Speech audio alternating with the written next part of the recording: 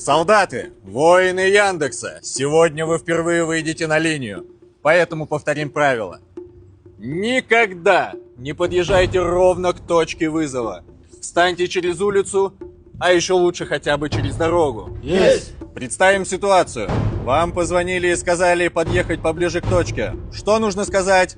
Если не нравится, отмените заказ. Правильно! Мы заботимся о настроении клиентов, поэтому включаем громко музыку или рассказываем ему интересные истории. Если клиент не хочет слушать, Звоним другу и рассказываем ему. И желательно по громкоговорителю. Есть! Мы заботимся об экологии и водных ресурсах страны, поэтому салон моем только раз в год.